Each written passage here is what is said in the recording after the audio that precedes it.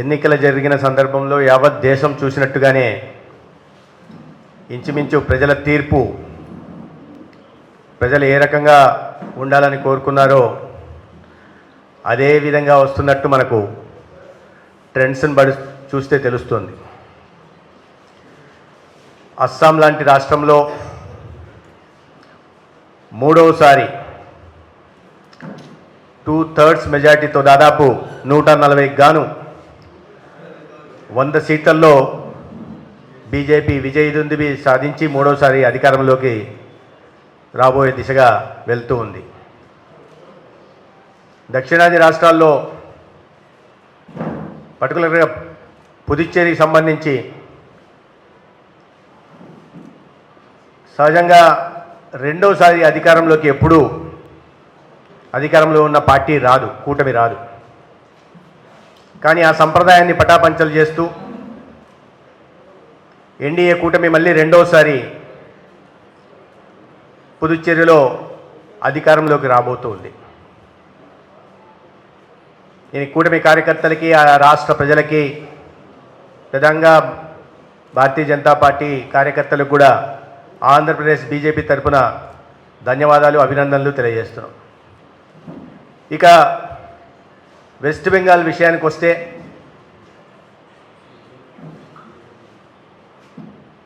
West బెంగాల్లో ప్రజలు ఇచ్చిన స్పష్టమైన తీర్పు ఒక ఆటవిక పాలనకి ముగింపు పలికే దిశగా ఉంది. 15 సంవత్సరాలుగా కేవలం మత సంతుష్టికర రాజకీయాలు చేస్తూ అభివృద్ధిని అటకెక్కించేసి సంక్షేమాన్ని తుంగలో తొక్కేసి మతాల మధ్య విద్వేషాలు పెంచి అక్రమ చొరబాటుదారులను ప్రోత్సహించి వాళ్ళందరికీ ఓటర్ ఐడీలు ఇచ్చి అర్హత లేకపోయినా అన్ని రకాల సంక్షేమ పథకాలను ఇచ్చి తద్వారా బెంగాల్లో ఉంటున్న పేదలకి నోట్లో మట్టి కొట్టి సాగిన ఒక అటవిక పాలన 15 సంవత్సరాల తర్వాత అంతమైంది.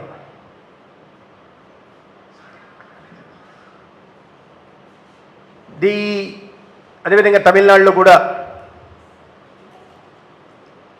కూటమి రెండో స్థానానికి రావడం, మొదటి స్థానానికి దగ్గరగా వెళ్ళే పరిస్థితులు ఉన్నాయి. ఏదైనప్పటికీ తమిళనాడులో ఒక హంగ్ అసెంబ్లీ ఏర్పాటయ్యే పరిస్థితులు కూడా మనకు కనిపిస్తూ ఉన్నాయి. కేరళలో కొన్ని దశాబ్దాలుగా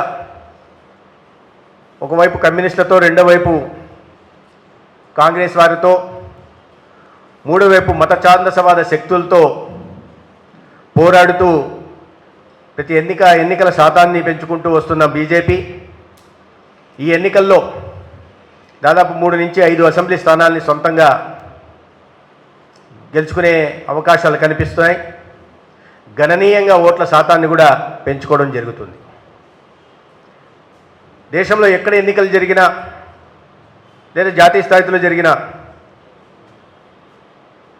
కమ్యూనిస్టులు, కాంగ్రెస్లు జతకట్టి బీజేపీకి వ్యతిరేకంగా పోరాడే ఈ పార్టీలు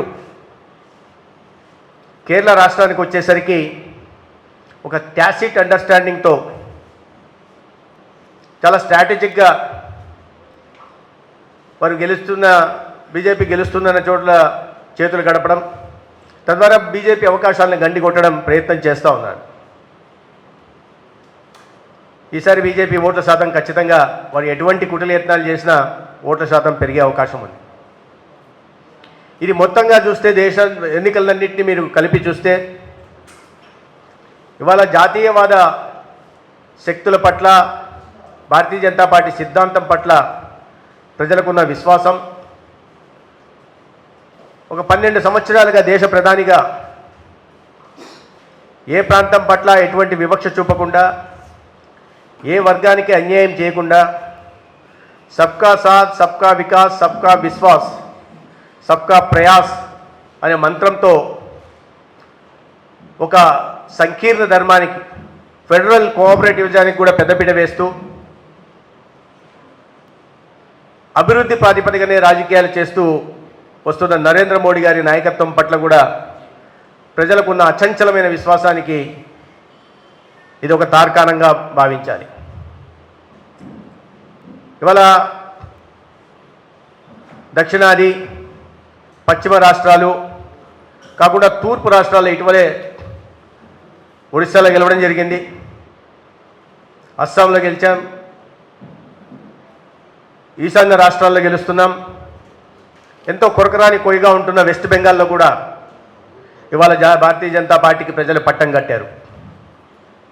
దీనికి ప్రధాన కారణం అనేక రాష్ట్రాల్లో గత 12 సంవత్సరాలుగా జరుగుతున్న పాలన, ఒకవైపు అభివృద్ధి, రెండో వైపు సంక్షేమాన్ని తీసుకెళ్తూ ఎవరి పట్ల ఎటువంటి వివక్ష లేకుండా సాగుతున్న పాలన, ఆ రాష్ట్రాల్లో కనిపిస్తున్న అభివృద్ధి, మౌలిక సదుపాయాల కల్పన, సంపద సృష్టి, ఉద్యోగ ఉపాధి అవకాశాలు, మహిళా సాధికారిత, వ్యవసాయానికి ఊతమిచ్చే నిర్ణయాలు తీసుకుంటున్న కారణంగా ఇతర రాష్ట్రాల్లో జరుగుతున్న అభివృద్ధిని చేసి వాళ్ళ కొత్త రాష్ట్రాలుగా ఉంటున్న వెస్ట్ బెంగాల్ లాంటి రాష్ట్రం కూడా బీజేపీ అధికారంలోకి వస్తే ఇది రాష్ట్రం బాగుపడుతుంది. ప్రధానంగా అంతర్గత భద్రతకి, దేశ భద్రతకి ఒక సవాలుగా నిలిచిన ఈ అక్రమ చొరబాటుదారులకి అడ్డుకట్ట వేయడానికి అవకాశం ఉంటుంది. డిటెక్ట్, డిలీట్, డిపోర్ట్ అనే నినాదం ఏదైతే ఉందో భారతీయ జనతా పార్టీకి, దాంట్లో భాగంగా డిటెక్ట్ చేయడం జరిగింది. ఎవరైనా అయితే అక్రమ చొరబాటుదారులు ఉన్నారో వారి ఓట్లను గుర్తించడం జరిగింది. దొంగ ఓట్లు వేసేవారు ఉన్నారో వారి ఓట్లను గుర్తించడం జరిగింది. అనేక మంది బార్డర్లు అటువైపు నుంచి వచ్చి హిందూ పేర్లతో కూడా దొంగ ఓట్లను చేర్చుకోవడం జరిగింది. గత ప్రభుత్వ సహకారం వల్ల వారిని గుర్తించడం జరిగింది. డిలీట్ చేయడం కూడా జరిగింది. డిటెక్ట్, డిలీట్ చేయడం కూడా జరిగింది. ఇక మిగిలింది డిపోర్ట్. ఎన్నికల సందర్భంగా దేశ ప్రధాని కానీ అమిత్ షా గారు కానీ అధికారంలోకి వచ్చిన తర్వాత ఈ అక్రమ చొరబాటుదారులు ఉన్నారో వాళ్ళందరినీ గుర్తించి వారి దేశాలకు పంపించడం జరుగుతుందని చెప్పడం జరిగింది. అదేవిధంగా శాంతి భద్రతలకు వికాసం కలిగిస్తూ ప్రజాస్వామ్యం ఇచ్చిన హక్కుని వినియోగించుకోవడానికి అవకాశం లేకుండా అడ్డుకుంటూ ఓటు వేసుకునే అవకాశాన్ని కూడా ఆ అధికారాన్ని కూడా హరించి అటువంటి దాడులు పాల్పడుతున్న వాళ్ళకు కూడా తలకిందులుగా వేలాడదీస్తాం. శాంతి భద్రతల విషయంలో ఎవరైనా సరే ఉపేక్షమనే ఒక స్పష్టమైన సందేశాన్ని పంపిన కారణంగానే ప్రజలు ఇవాళ భారతీయ జనతా పార్టీ వైపు చూడడం జరిగింది. దీని కారణంగా బీజేపీ ఫుట్ ప్రింట్ దేశంలో పెరుగుతూ పోతూ ఉంది. 16 రాష్ట్రాల్లో భారతీయ జనతా పార్టీ సొంతంగా అధికారంలో ఉంది. ఇవాళ మరొక రాష్ట్రం వెస్ట్ బెంగాల్ కూడా బీజేపీ అధికారంలో కూడా వచ్చింది. అదేవిధంగా 6 రాష్ట్రాలు, ఇతర 6 రాష్ట్రాలు ఎన్డీఏ రాష్ట్రాలు కలిపి మొత్తంగా 23 రాష్ట్రాల్లో ఇవాళ భారతీయ జనతా పార్టీ ఎన్డీఏ రాష్ట్రాలు పాలన కొనసాగుతూ ఉంది. దీనికి ప్రధాన కారణం ఒకటే, ప్రజలకు ఇచ్చిన ప్రతి హామీని నెరవేర్చడం, ప్రజల ఆశయాలకి ఆకాంక్షలకి అనుగుణంగా ప్రభుత్వ పాలన ఉండడం. దాని కారణంగానే అనేక రాష్ట్రాల్లో మళ్ళీ కూడా బీజేపీని కానీ ఎన్డీఏని కానీ ప్రజలు ఆశీర్వదిస్తూ ఉన్నారు. ఒకసారి గెలవడం కష్టం, రెండోసారి చాలా కష్టం, మూడోసారి అసాధ్యం ఈ దేశంలో ఏదైనా పార్టీ ఎన్నికలు గెలవాలంటే. కానీ వాటిని అన్నిటినీ పటాపంచలు చేస్తూ ఇవాళ భారతీయ జనతా పార్టీ అనేక రాష్ట్రాలు, ఇవాళ మనం చూస్తున్నాం అస్సాంలో, అది కూడా గెలిచినది కూడా 140కి గాను 100 సీట్లతో గెలుస్తున్నారు. అనేక రాష్ట్రాల్లో అధికారంలోకి వస్తున్నాం. హర్యానాలో ఇటీవల 3వసారి అధికారంలోకి రావడం జరిగింది. ఢిల్లీలో అధికారంలోకి వచ్చాం.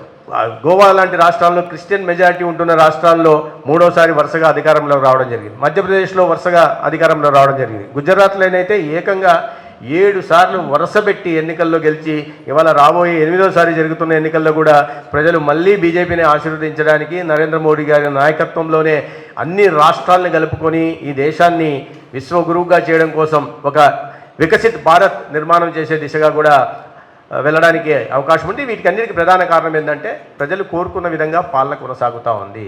వారి ప్రాంతాలు అభివృద్ధి చెందుతున్నాయి. ప్రజలకి మౌలిక సదుపాయాల కల్పన జరుగుతూ ఉంది. మంచి వైద్యం విద్య అందుబాటులోకి రావడం జరిగింది. సంపద సృష్టి కూడా జరుగుతూ ఉన్న నేపథ్యంలోనే ప్రజలు మళ్ళీ ఆశీర్వదిస్తున్నారు. ఈ ప్రజలు ఇవాళ ఈ ఎన్నికల్లో వచ్చిన తీర్పు నరేంద్ర మోడీ గారి నాయకత్వం పట్ల ప్రజలకున్న అత్యంత విశ్వాసం, అచంచలమైన నమ్మకంగా భావిస్తున్నాం.